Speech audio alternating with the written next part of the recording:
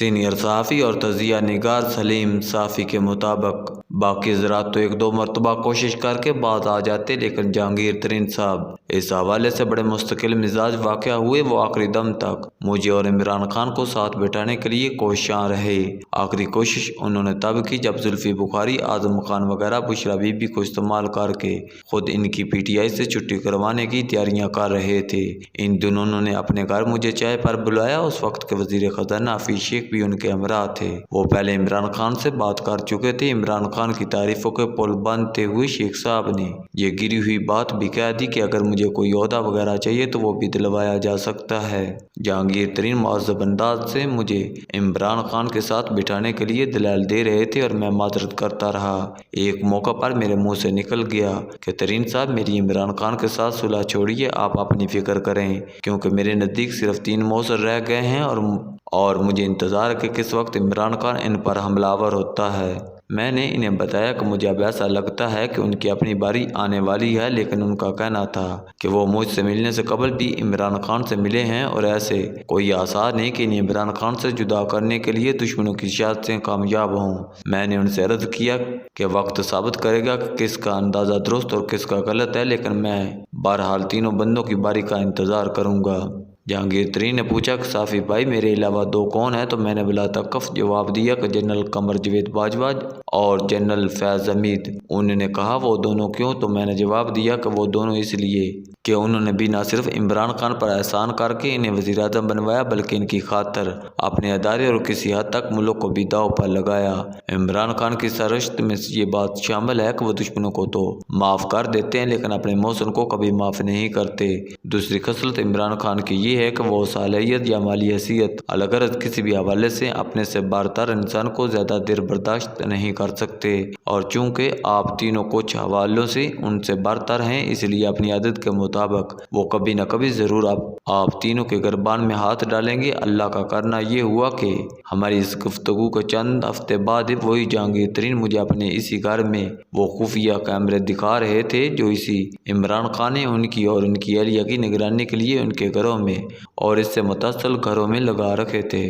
जहांगीर तरीन के बाद इमरान खान के दूसरे मौसम जनरल बाजवा की बारी तब आई जब जनरल बाजवा ने माजी की तरह गैर कानूनी सरपरस्ती छोड़ दी और नतीजा उनकी हुकूमत अदम एतमाद से गिर गई। जनरल बाजवा जैसे मौसम का जो हशर इमरान खान ने किया वो तो सबके सामने है, लेकिन एक जनरल फैज़ हमीद बचे हुए थे।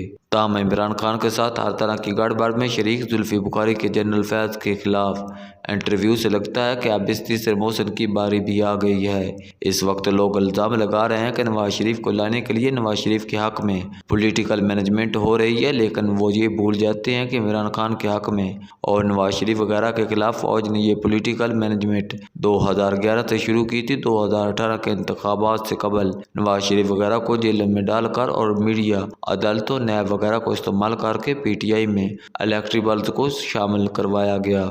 जनरल फैज़ कोई काम करते वक्त किसी चीज़ की परवाह नहीं करते थे और इमरान खान पर इनकी अनैतिकता का ये अलम था कि हुकूमत से कबल जब वो जहांगीर तरीन के जहाज़ में सऊदी अरब जा रहे थे तो जुल्फ़ी बुखारी का नाम और इनकी मशकूक माजी की वजह से एग्जैक्ट कंट्रोल लिस्ट में शामिल था। लेकिन जुल्फ़ी के साथ इमरान खान की कुर्बत और इमरान खान पर जनरल फैज़ की मेहरबानी का ये आलम था कि इनका नाम ECL में होने के बावजूद इन्हें सऊदी अरब जाने दिया गया।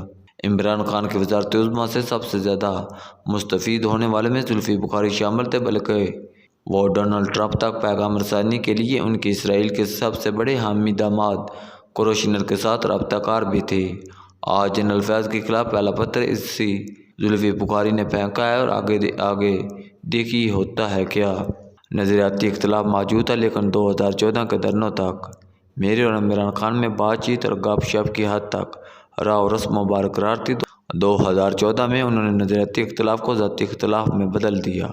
सोशल मीडिया के ज़रिए मेरी और मेरी मरहूम वालदा की किरदार कशी करवाई और यूँ न सिर्फ हमारी बातचीत बंद होगी बल्कि तल्लुकात में तलखी भी आ गई। इक़्तिदार से महरूमी और इनके जेल जाने के बाद मैं अपने दिल से तलखी निकालने की कोशिश कर रहा हूँ, लेकिन कता तल्लक की नोयत बदस्तूर कायम है।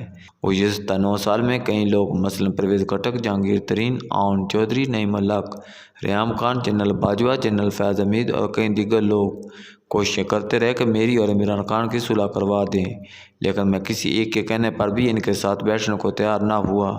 मेरा मौक़िफ़ ऐसी कोशिश करने वाले हर मर्द और औरत के सामने ये रहता है कि मैं इमरान खान से सिर्फ सहाफ़ी और सियासतदान का तल्लुक़ बहाल कर सकता हूँ, और अगर वो इंटरव्यू देना चाहें तो इसके लिए किसी तीसरे बंदे या सालिस की भी ज़रूरत नहीं, मैं खुद इनके पास चला जाऊँगा। लेकिन यहाँ तक ज़ाती दोस्ती और चाय खाने वगैरह पर गपशप के लिए बैठने का तल्लुक़ है तो वो मैं इमरान खान के साथ नहीं रखना चाहता।